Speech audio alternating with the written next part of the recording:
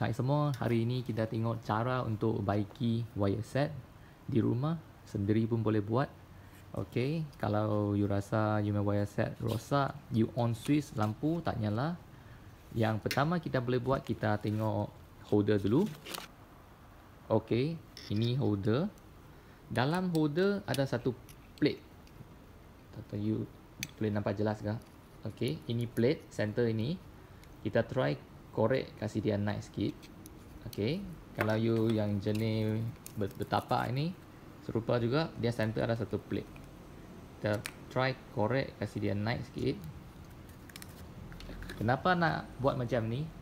Kerana lampu nak nyala, dia yang bawah ini dia kena sentuh dia punya plate baru lampu nyala. Kadang-kadang mungkin dia punya plate sudah tidur dalam sangat, dia tak sentuh, jadi lampu pun tak nyala. Kita try kasih dia naik sikit. Baik, kalau ini sudah try tapi pun tak boleh, kita ada cara kedua. Okey, cara kedua kita buka holder. Kadang-kadang wire tercabut, kita masuk balik,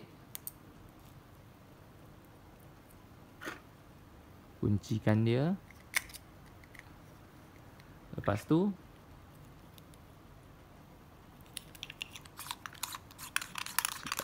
okay. Kalau yang bentuk bertapak pun serupa, you buka dia punya, buka itu cardboard. Mungkin ada wire sudah loose. Okay, you masuk balik, kunci.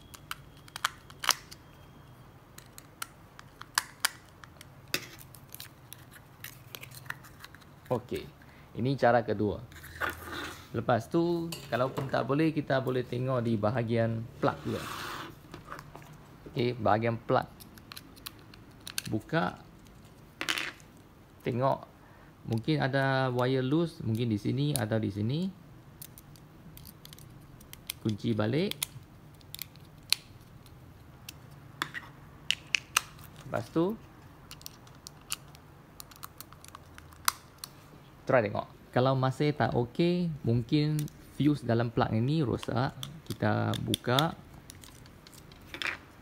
Mungkin fuse ini dia rosak. Kalau rumah ada extra tripping plug yang tak pakai, kita boleh ambil fuse sana, tukar ke sini. Kita try cabut fuse dulu.